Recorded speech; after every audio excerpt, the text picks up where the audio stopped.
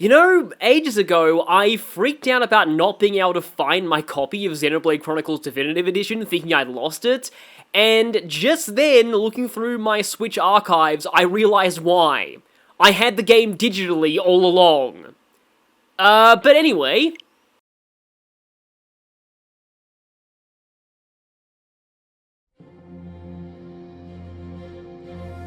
Welcome back to, after, for me, like about a year, Final Fantasy XII, The Zodiac Age. We beat the main story last time, and, where was my last save? Because nothing, from the final... Yeah, the Skyfortress Bahamut, nothing from there actually saves. So, basically, I'm gonna be loading a file here, and it's gonna act like I haven't beaten the final dungeon. That's really the only quote-unquote post-game this game has. So, like, it's not technically post-game, since, again, it doesn't acknowledge you beating the game, but I like to treat it as post-game. Wow, that's a fast load time.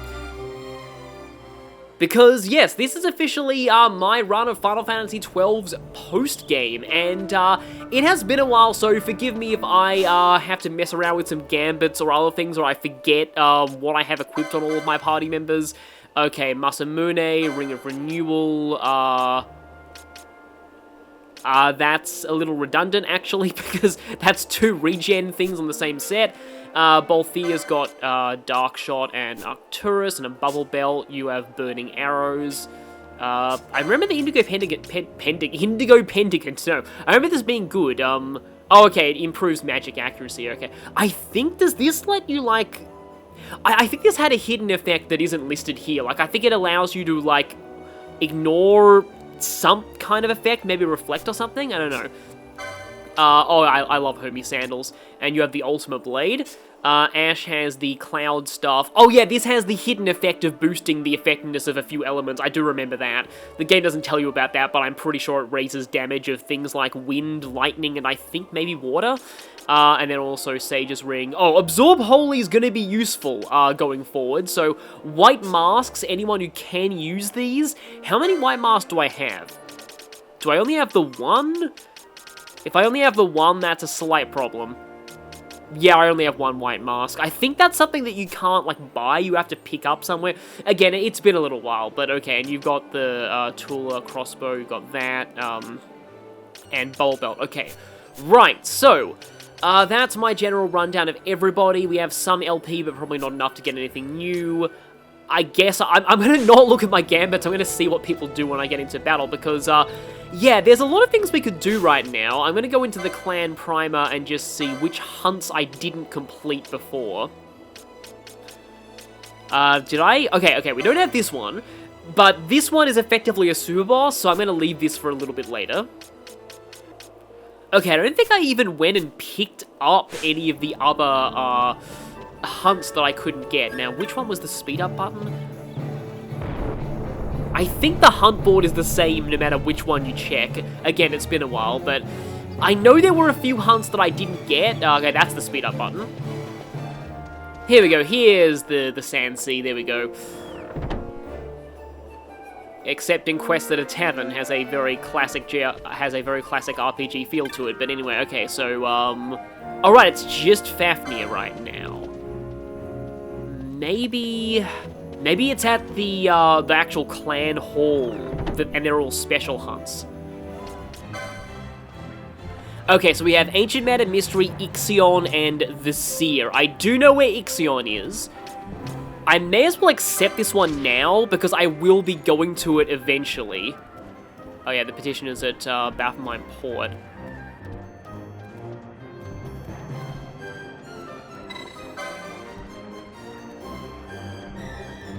And yes, we'll have to talk to them. And he's at the tavern over there. And then, let me just check which one, the Seer... I think I know who this is. Oh yeah, I do know who this one is. I may as well accept this one now.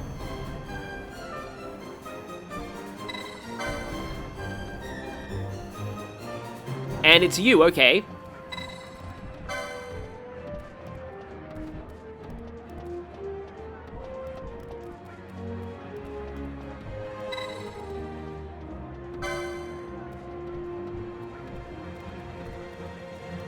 Yeah, the Pharaohs, and they're actually in Subterra, the lower down portion of it that's optional. That only unlocks after you beat the main story part of the Pharaohs. That's not where we're going now, and I think I'm going to leave that one for a little bit because I remember... Well, actually, I don't remember because I never actually did that one my first time playing, but that one is pretty tough. Ixion is just kind of hanging around the Subterra as well, so I'll probably take care of that while I'm there. However, we're not actually going to Subterra just yet, because I thought the first thing that I would take on... I know I kind of promised to do the Ancient Man of Mystery first. I'm going to do that next because the last time I went to the harder area of the Lusu Mines, I got kind of wrecked. I sort of want to level up a little bit first, and the way I'm going to do that is by first going to... the question is, does this place even have a teleport crystal? It does. There's only one at Giruvegan though, so is this Gate of Fire or Gate of Wind? Or at the very entrance? This looks like it's Gate of Wind. Okay. Also where all Alright, let me check my gambits here. Curaja, Remedy, Phoenix Down, Faith. Oh yeah, you have Bravery and Faith now, that's kinda cool. Okay, you're just going to be casting Regen on people, and you're on that set. Okay, I'm not on my, like, full-on buff sets, right? I mean, I don't know if I should be using these right now, but, I guess it never hurts. Right, there's got to be an easy way to get to... Where I want to go is... Oh no, it's Gate of Earth, it's not even Gate of Wind. Where I want to actually go is the Gate of Fire. That's the easiest way to get where I need to, but... The question is there an easy way to get there? Or do I have to go slog through the entire regular part of Giruvegan first?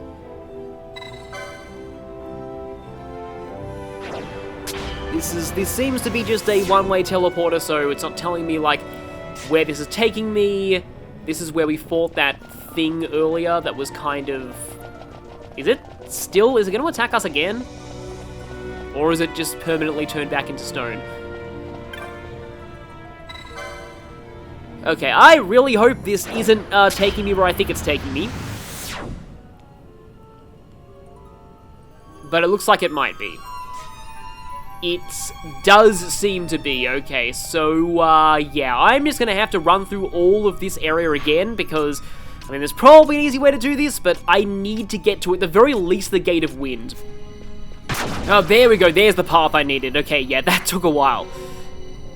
I guess I'm gonna have to start in here from the beginning, then. The early areas of this are really not that big of a deal, though, so it should be fine. Yes, after all of that... Where we're going today is the Great Crystal. This is somewhere that pretty much everyone who has played this game dreads. Because, yeah. Gate Scorpio. So, yeah, we have to activate the Scorpio switch here. This, for those who don't remember from the main playthrough, is a giant teleporter maze with no map. I, thankfully, have found a map online which I will be using. The reason why I'm here is because, okay, hang on. Oh, right, no, actually, that's, okay, so the one that led to the Gate of Wind was down. We actually don't want to go, down. We actually want to open, Gate Scorpio. Yeah, I actually have two maps here, so, that's going to be an interesting process, but, yeah, one of them seems to be slightly wrong-ish, and the other one is mostly correct, but also doesn't have the, traces from the Zodiac version, only the, original version. Okay, that's not what I want. I want the other side. Because basically, after you have got the Treaty Blade by completing the story events in Giruvegan, then the Scorpio Gate Crystal is active, and that means you can open the Scorpio Gate and head to the optional part of the Great Crystal, which is the vast majority of it. So instead of heading down to the bottom of the crystal, we're going to the top. There we go. So that thing, I believe, was not active before. This is the thing that is barring you from further. Okay, so I didn't even need the Gate of Winds to begin with. I actually wanted this gate all along. Oh, hi, Bomb. For my master's chosen and no other, the way will I lay open. And yeah, I'm guessing that now that it recognizes we've been chosen by the Akuria, we can get through.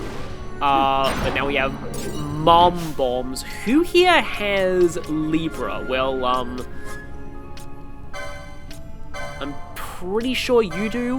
Because obviously I want to be able to actually see the information about targets in here. The enemies in here shouldn't really be that bad to me for this point in the game. At least I don't think so. But I suppose we shall see. So now that we have the Scorpio Gate deactivated, we should be able to pass the Scorpio barrier after Barsh is done using regen. And okay, this heads up. That's the speed up button, there we go. And yes, here we go, we are now at this, which should be Waystone number 9. Now, if we check the map, we are in Vicari Debon. So, interesting thing about the Great Crystal that I'm pretty sure I already mentioned when I was last in here, but since it's been a while, I'll say it again. The naming scheme of the individual areas, it's actually a language, and every word does have its own meaning. Okay, so things have got darker. So, okay, yeah, Da Vicari Carboni, yes, I am in the right place, though. So basically, Vicari means shift, and Da means down, R means up. So, where we currently are, we are in shift down to Debon, but now we're in Carboni. The area names are all based off of different, like, eras of real-world history as well. Like, I think the top one we're supposed to be reaching is Cambrian.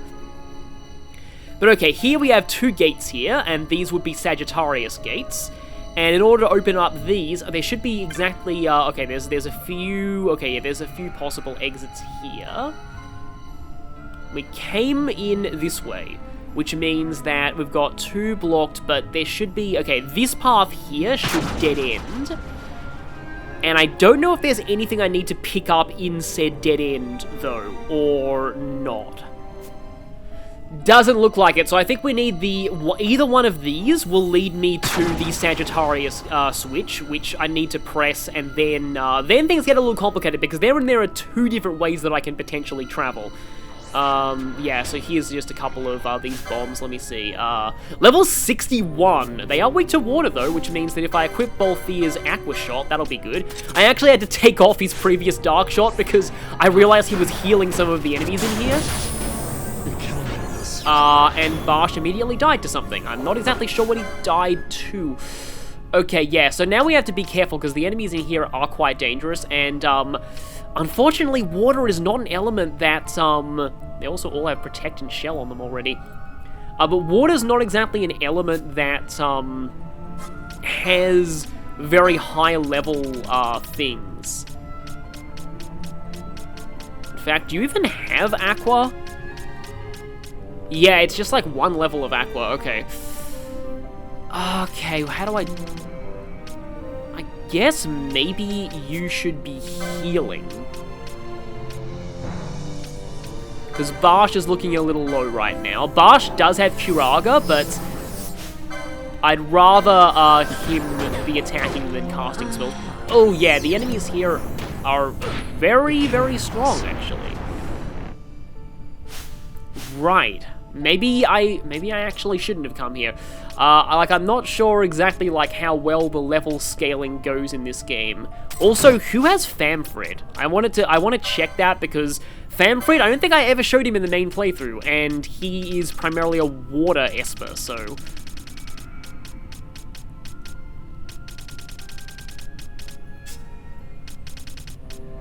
as I thought, I gave Bolthea Famfred, okay. I wonder if Bolthea will actually stay active long enough to, get Famfrit going. I also probably should have everyone bubbled right now. Summon... Okay. I don't think I ever used, Hushmal either. So, I'm kind of hoping that Balthier doesn't die before Famfrit gets a chance to do anything. Okay, okay, Famfrit is going for Briny Cannonade. Basically, right now, Balthier's main focus is just going to be on surviving, while Famfrit, presumably, like, hopefully tries to destroy everything. I think Balthier's lost his bubble, too. Mass Destruct. We don't want any, baby today. Oh, Balthier has Curaja. I think that was via... Okay, barely survived, that's good. Curaja is not healing Balthier for much, though. I think I'll just use, like, an X potion. Okay, yeah, Balthier is fully healed up now. And from here, I think all we need to do is, I think I should turn off Balthier's Bravery Gambit, because I don't... Like, I actually don't know if it, affects gun damage at all. I presume it doesn't, since guns, like, scale off of their own stats and, like, their own attack stat and just pierce the enemy's defense, so I don't think they even use your strength stat. Okay, right, Famfrit. What does Famfrit actually have? You have Renew, which is kind of nice. Fully restore the HP of all allies in range, nice. And Technics, you have Briny Cannonade and Tsunami, which will immediately dismiss you, so let's not do that. Okay. Let's go for Briny Cannonade on that thing. I think Balthier will aim for a different one.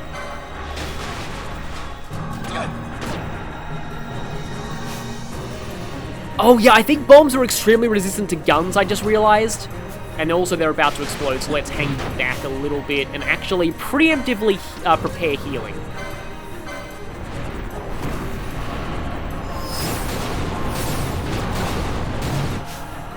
Yeah, Mass Destruct I think is a major chain reaction on, like, everything. But Famfrit is doing a decent job, and, like, it still shows Famfrit's HP is 99999 because it's significantly above the HP cap, I think. But you can see his actual HP, like, in that bar below him, and he's actually taking a bit of a beating. I'm probably going to need to, actually Famfrit maybe Renew? Oh yeah, as it shows there, Famfrit himself is weak to, fire. As you would expect. Okay, so Famfrit should probably be Briny. Oh yeah, these guys really are very resistant to guns. Yeah, a lot of, like, the blob-type enemies are heavily resistant to guns. I did give Balthier some basic... Oh, that's ice, not water. This is one of those games where ice and water are different elements, so, Now, what is the best non... Yeah, I'm gonna have to give Balthier a Claymore, unfortunately. It's doing slightly better than the gun it was. Yeah, that really sucks because, I would have liked to have used, Water Shot on these things. But, okay, so what we're going to do now is we're going to just head straight back the way we came, because the other path is just pretty much identical to this one. And then we have to choose which of the two Sagittarius Gates we go through, because they'll both lead to different areas, and I think I want to go to the east first. Thought I saw something in the distance there that was like a ghost enemy starting to appear. I feel like there's something kind of like Famfrit gets in the way of the camera sometimes. He still has a decent amount of time to go though. I do really love how they buffed Espers in this version of the game. Okay, so I came from what is that? Okay, Crystal Knight is actually, although I would really like to dispel that, but I don't think Balthier has that. No, it's not like I have a dispel. Do I have a dispel mode? I might have a dispel mode. Let me just check. Okay, here are some modes that I have. Balance, gravity, warp. Aha, I do have dispel modes, good. Always useful when you need to dispel things you don't have a caster nearby. So yeah, the Crystal Knight is a Hunt Club enemy. There's also an enemy here that has a chance of spawning instead of a forbidden. However, there are some undead here, so I might want to try and use Curaja on the enemies and see how that goes. I sincerely hope that Volpia doesn't end up dying here. Okay, so they took a little bit of damage, although the Crystal Knight seems to have quite a lot of health. But yeah, that's as I said, that's a hunt. Fam? Okay, I'm pretty sure the Crystal Knight is probably immune to instant death, but Renew is a full heal. That versus Undead in Final Fantasy is usually a one-hit kill. Yeah, immune. And they appear to be immune to instant death as well, which is unfortunate, and Volpia went down. Well, yeah, that was problematic. Ash is almost down too. Okay. Okay. So we have Forbidden, Crystal Knight. What level is the Crystal Knight? I want to check that. Oh, it's 62, so... I mean, I guess it is kind of 10 levels higher than us right now. I very highly doubt that I'm going to get this heal in before Ash, Okay, well, that thing pretty much just died, so that's good. And Ash, holy Crystal Knight. Oh yeah, Fran does have Ardor. Okay, it has taken a decent amount of damage. I'm not too concerned about Immobilize right now.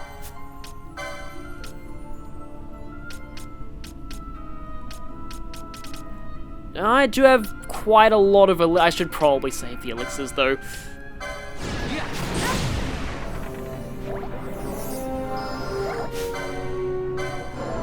Another few holy should be enough to finish this thing. Or just one. And yeah, then we get a trophy for that, since that was a hunt monster.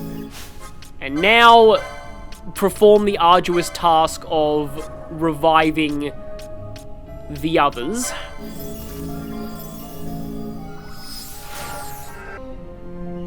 Also, I just realized the gate timer just went.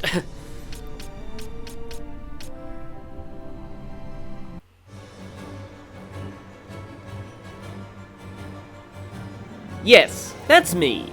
You might be wondering how I got myself into this situation. Well, about that, I will explain as you do have, does somebody here have Esuna? I forget who has that, I'm pretty sure you do. Does this even cure stone? I forget, it's been a while. It does, okay. So, obviously, I realized that I severely underestimated the enemies in the Great Crystal. And I'm going to need to go and level grind a little bit. But in order to do my best at... actually, no, I don't want you to be fighting that.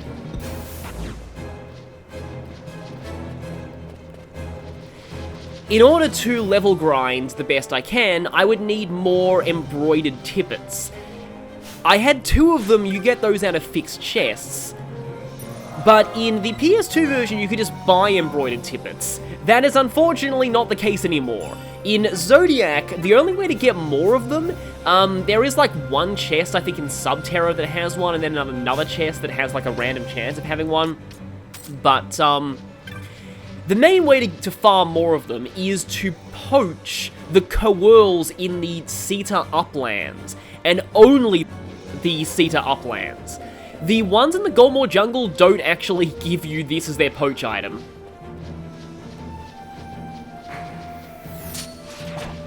So, I'll show you how this works if I can just find... Oh, here we go. Here are some Coerls, although first I'll just kill this snake that's attacking me.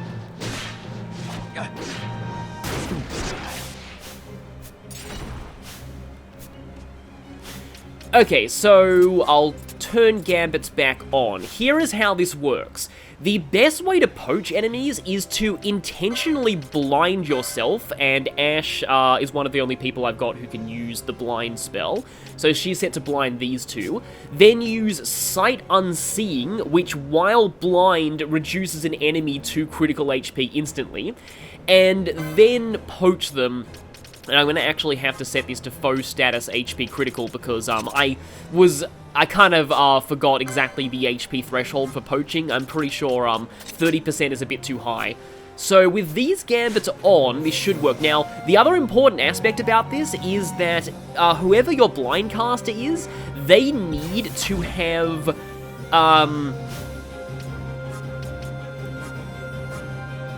well, for one, you need to make sure that you are not casting XII on people who are blinded, because that would be dumb. But whoever your blind caster is needs to be immune to silence, because coils can silence you. They can also inflict a whole lot of other ailments, including stone, as you can see, but like as you can see here, we are using Sight Unseen, and that instantly reduced that thing to critical health, and then we can poach them for their coil pelts.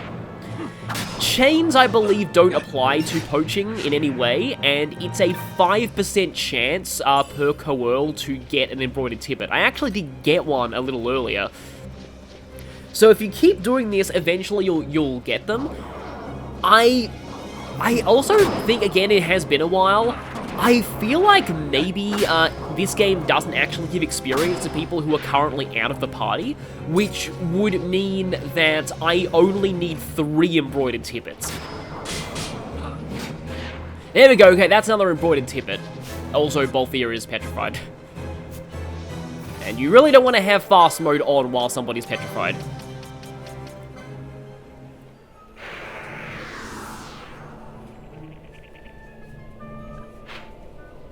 Okay, the gate crystal in the Golmore jungle takes me here.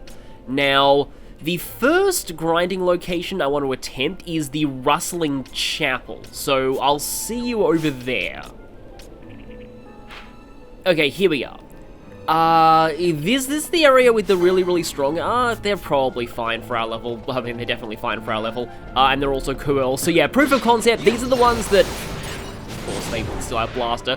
These are the ones that don't have the embroidered tippet as their steel, as their poach, which is kind of annoying because otherwise I could take care of 2 things with one trip. But anyway, step 1 is to kill everything in the Rustling Chapel. So we're going to have to go through this area and beat everything in here. I was about to say that unfortunately includes this thing, but it's actually lower level than everything else in the area. I was worried for nothing.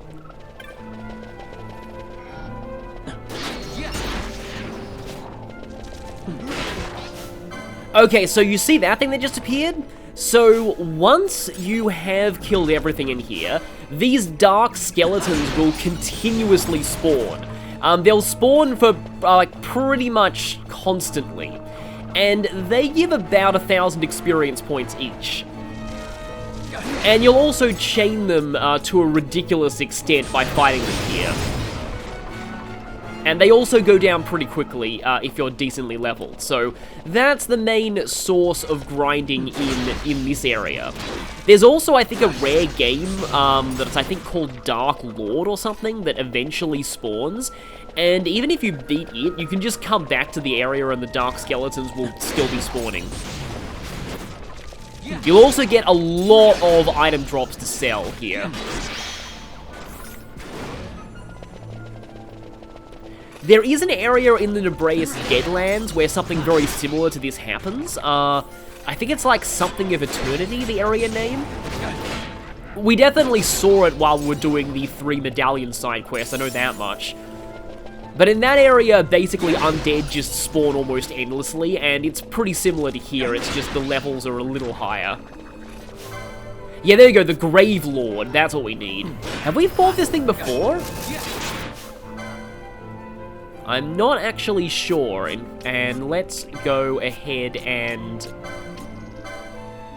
Libra just to get an idea of what this thing is. It's still question marks because, you know, it's a rare game, yet there's that no Libra icon. Pyromania, I love the name of that, but yeah. It's really not that bad of an enemy for this point. Again, I still don't know if I've actually fought that before or not. But it seems like, yeah, that now the Gravelord has spawned, no more skeletons do. However, if you leave and come back, if everything I found online was correct about this, the Dark Skeletons should start spawning again. Yeah, there we go, okay. This thing, I think, was a very, very rare drop from those Dark Skeletons. The real subject of our grinding today is gonna be the Henna Mines Pithead Junction B. Now, I never tried this before, but from what I've heard, if this works, you can grind endlessly without even touching the controller. You can just leave the game on and, like, everything will just happen automatically. So, the gambits that we need are, the restriction with this, though, is you need somebody with Break, which makes it a little bit harder to do in Zodiac, since I think only Time Mages can use that. So, I've got Penelo here with Break, so she's going to switch over to this. So, Foe Furthest Break, Foe Any Break, and then Self MP less than 10% charge. Then you really just need somebody to keep you healed, but casting Sleepgar apparently helps as well.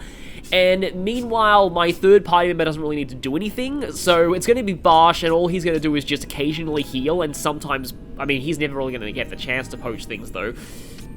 So yeah, he'll just stand around and occasionally heal and cure ailments. So, here is how this is hopefully going to work. Once we press the switch inside this room, jellies are gonna spawn. If the jellies are killed by the break spell, that is by petrification, they will endlessly respawn. Yeah, so, watch this. So, like, look at all these jellies coming here.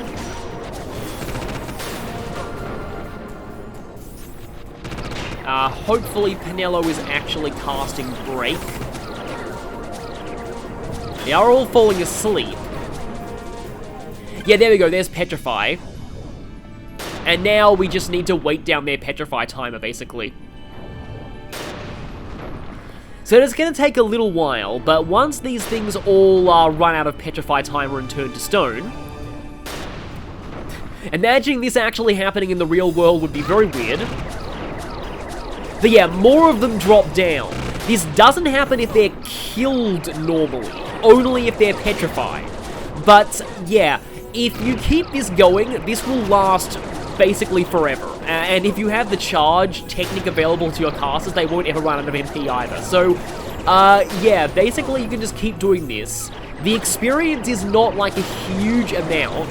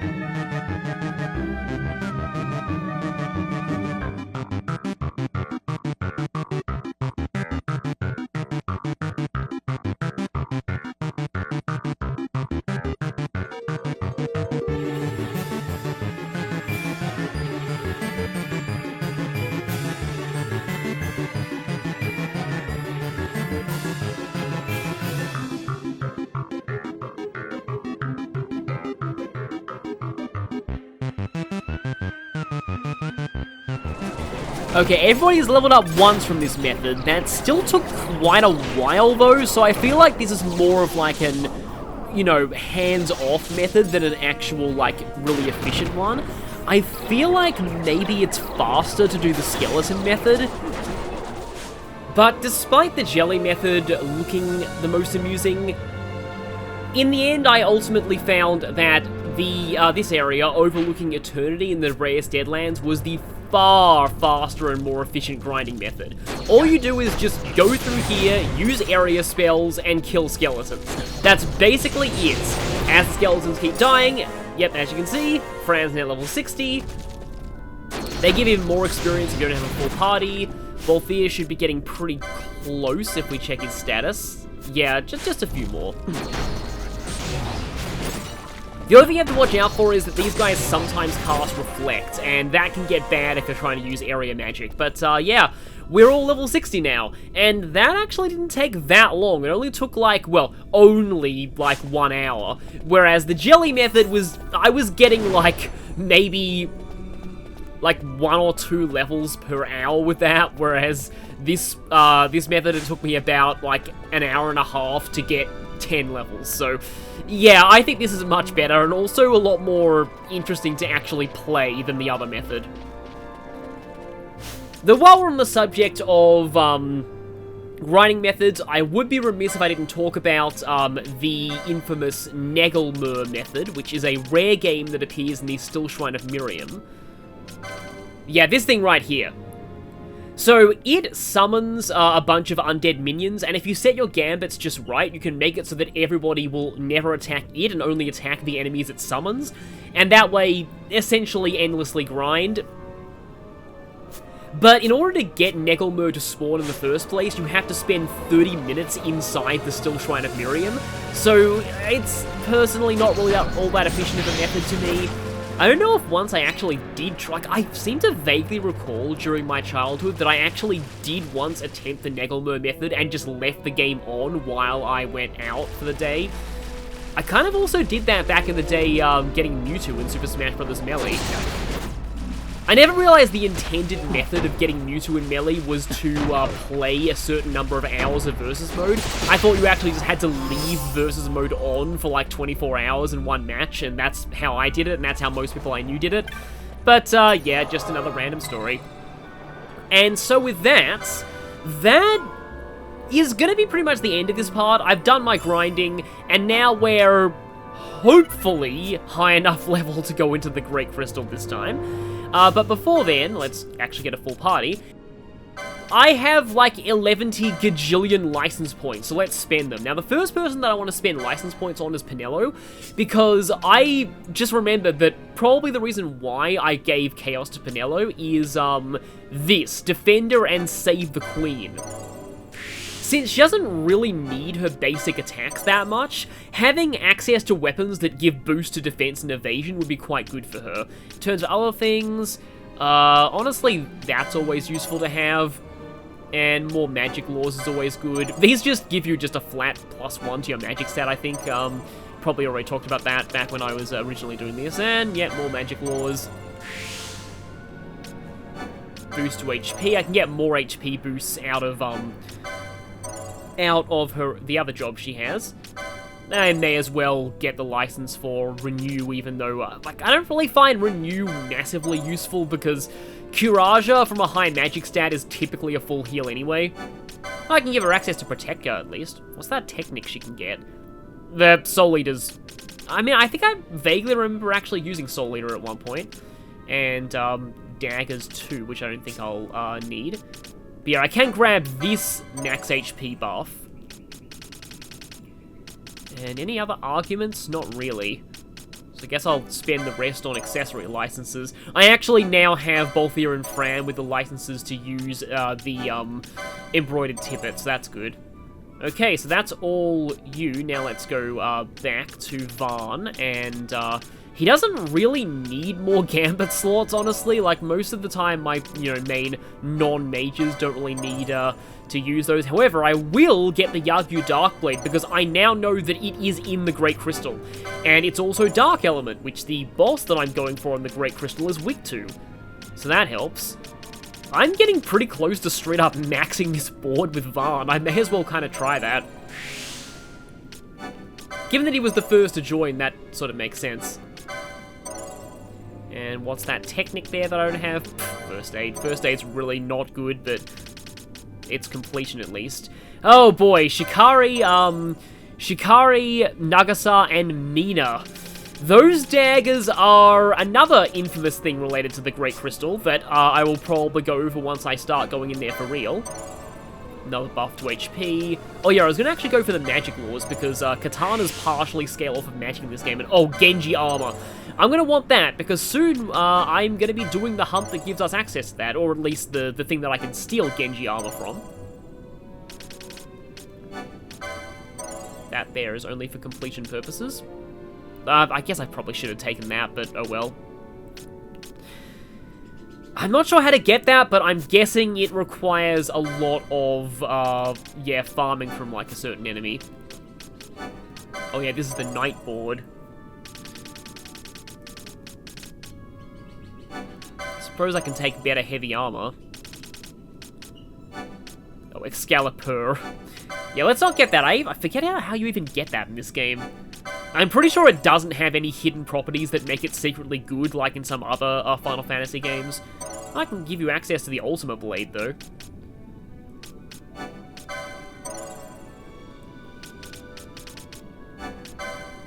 And Excalibur is also something that we'll be getting in the Great Crystal, so having access to that on Balthier for now is going to be future-proofing.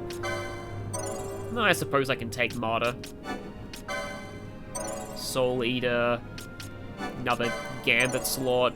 We are getting close to finishing this. Is there anything on the Mechanist board that is decent?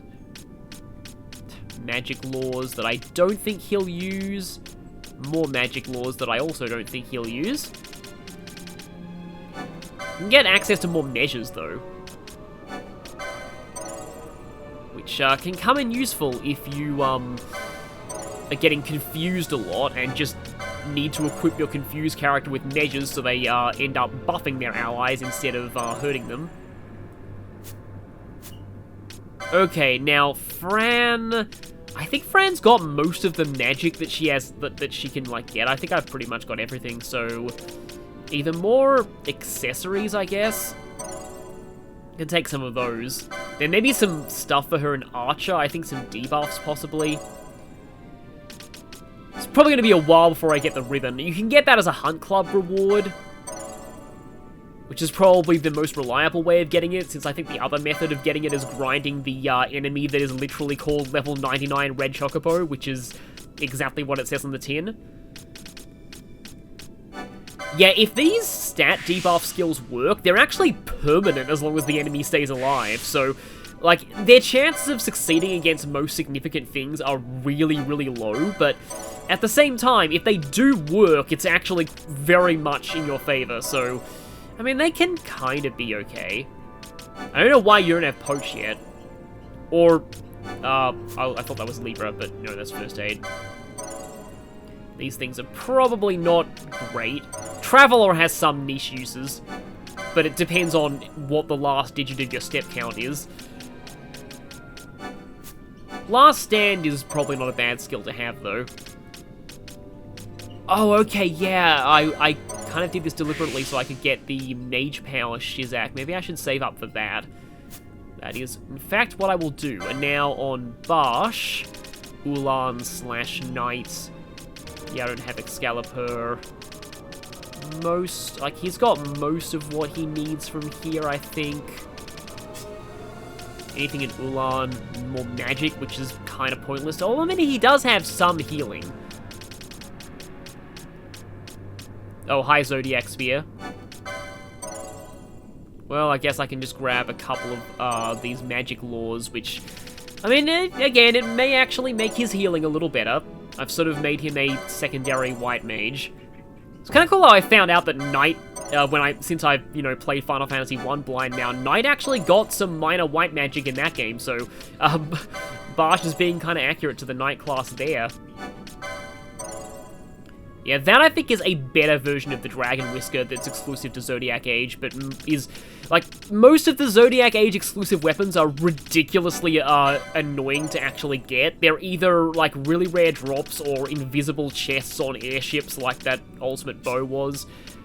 So, yeah, is there really, like, anything Barsh needs at this point? It feels like there isn't a whole lot.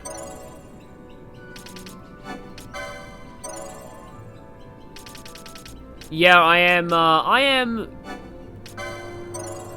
doing just a lot of random licensing right now, but this is probably the last big, you know, license point expenditure that I'm going to do for a long time.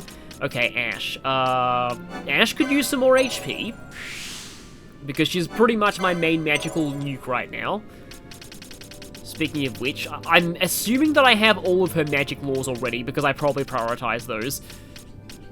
Black Mage and White Mage. Actually, that's not a necessarily awful idea. That could have niche uses sometimes. I guess you can also take Renew. Okay, you've already got everything down there.